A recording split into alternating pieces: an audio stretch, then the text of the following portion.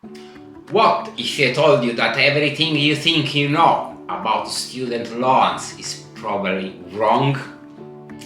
And that the responsible choice of paying them off early could actually be costing you thousands? Let me show you what changed my entire perspective on money.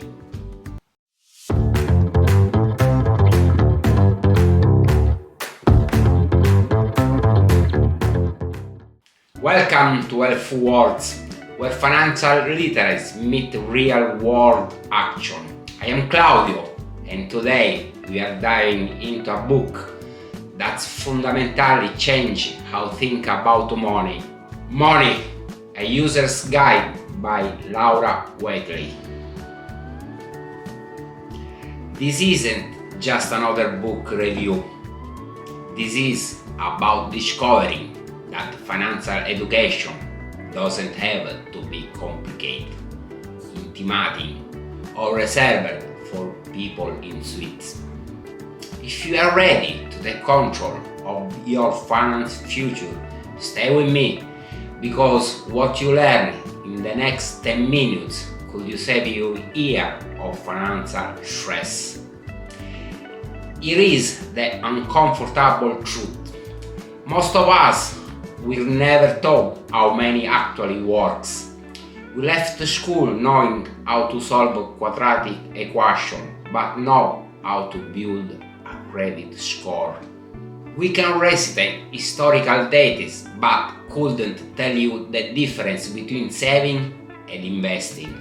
We were sent into adulthood with zero preparation for the financial decision we had to face.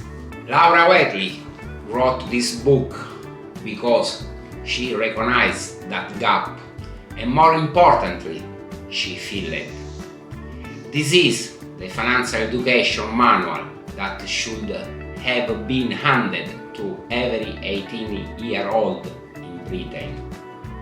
It's clear, it's practical, and it treats you like an intelligent adult who deserves honest answers, not patronizing lectures. What I am about to share isn't just what the book contains, it's how it's already changed the way I approach money and how it can do the same for you.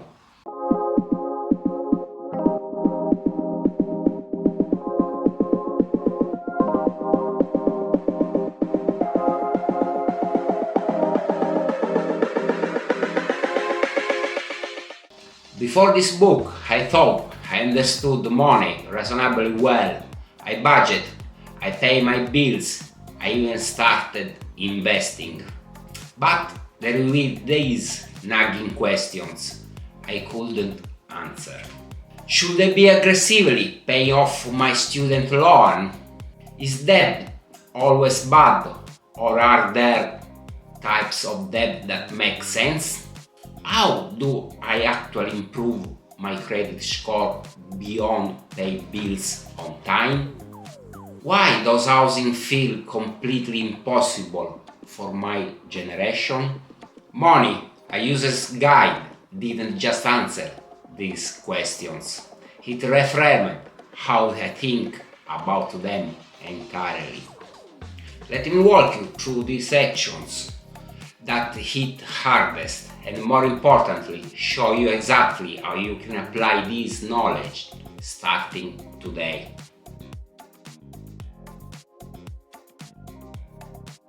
If you are a young student or recently graduated watching this, what I am about to tell you may feel counterintuitive, even wrong. But stick with me, because the mathematics don't lie. The common assumption: you should pay off your student loan as quick as possible because debit is bad and interest is expensive. What Whateley reveals: for most UK graduates, voluntarily overpaying student loan is one of the worst financial decisions you can make.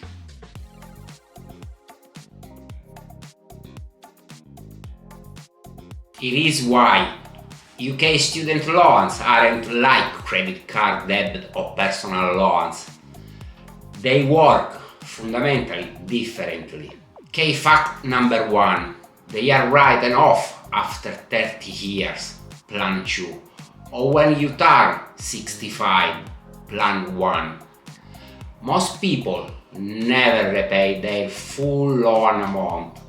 The debt disappears entirely after the time limit. So, why rush to pay something that might vanish anyway? Number 2. Repayments are income contingent. You only repay 9% of earnings, about 27,295, plan 2. If you are earning £30,000, you are paying back £244 and 5p per year, about £20 per month. That's manageable. Key fact number 3. Early repayment rarely makes mathematical sense. Let's say you have 5,000 saved and you are debating whether to overpay your student loan or invest it. Student loan interest currently around 7.6% variable.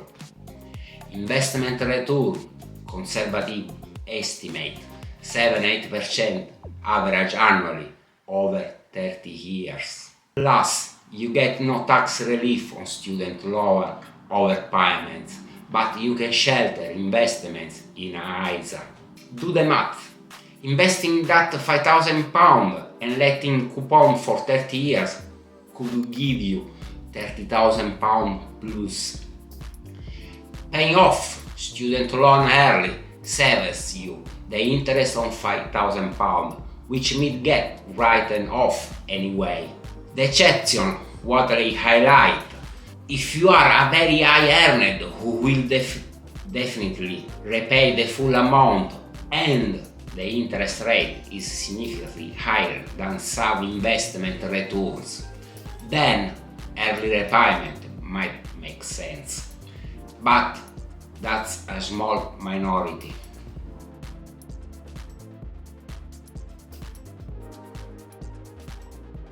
I know what you are thinking, but debt feels bad. I want it gone. That's the emotional response. It's completely valid. Whateley acknowledged this throughout the book. She is not dismissive of how debt makes people feel, but she also empowers you with this perspective. Financial stress often comes from believing you are doing something wrong, when in fact you are making the mathematical optimal choice. If keeping that student loan and investing instead means you build wealth faster, retire earlier, and have financial security, isn't that better than the temporary relief or seeing a debt number hit 0?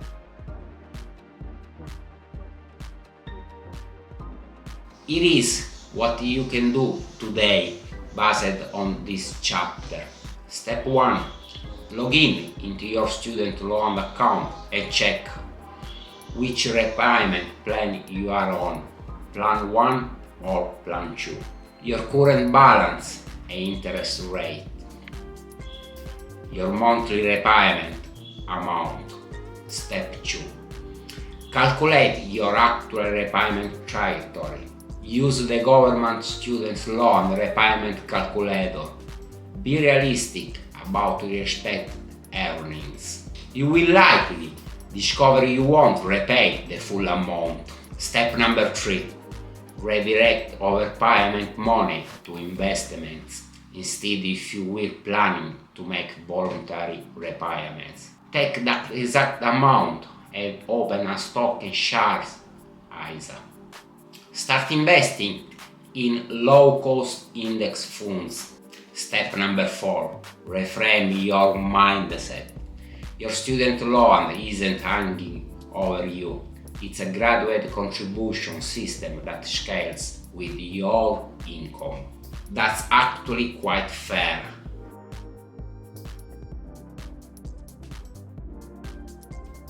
There is a chapter titled I am old now or getting there that speaks to a fear many of us carry. What if I have wasted my financial potential? What if it's too late to start? Whateley's response is both compassionate and pragmatic. It's never too late to improve your financial situation, but the strategies to change depending on your life stage. This resonated deeply with me because I am not 22 anymore. I didn't start seriously investing until recently. I made financial decisions in my 20s. I now recognize as suboptimal. And you know what? That's okay.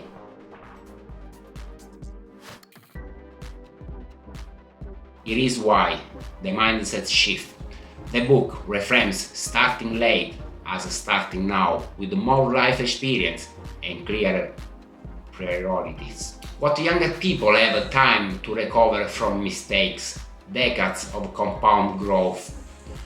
What older starters have higher earning potential, clear financial goal, better risk assessment, life experience to avoid obvious traps. Neither is better.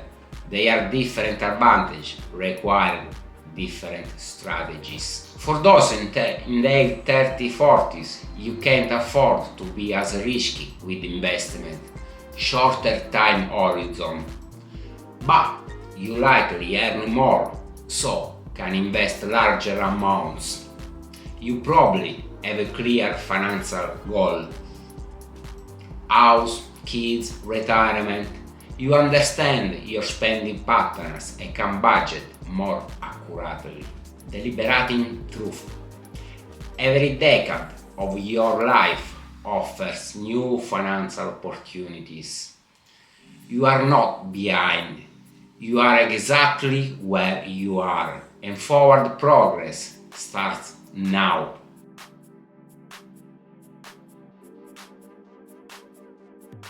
What this means practically: if you are 30 plus, pension contribution become critical. You have got 30-35 years to retirement, not 45. Max out employer matching immediately. Emergency fund is not negotiable. You likely have more financial responsibility, family, mortgage, car, so you need 6 to 12 months expenses saved. Risk appropriate investing, maybe 70% stocks, 30% bond instead of 100% stocks. You need growth but can't afford to panic sell in downturn. If you are 40 plus, catch-up contribution. UK pension rules allow higher contribution as your age. Use them. Debt elimination becomes priority. You want to enter retirement debt-free. Mortgage payoff acceleration makes sense now. Lifestyle inflation control. Your earning peak is likely in these years. Don't let spending rise to match income. If you are 50 plus, retirement projection essential. You need concrete numbers now, no vague hopes. Use pension calculators. Wealth protection over growth. Capital preservation matters more. Shift toward bonds, consider annuities. Planning, wills, power of attorney, inheritance tax considerations. The book provides framework for each life stage. You are not starting from zero, you are starting from your current position. And that's it, your only real starting point anyway.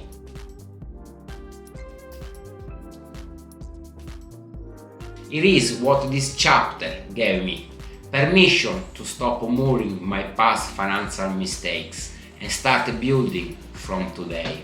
I can go back and invest at 22, but I can invest now consistently with better judgment than I had at 22. And so, can you? Whatever your age, whatever your starting point, the best time to start was 10 years ago.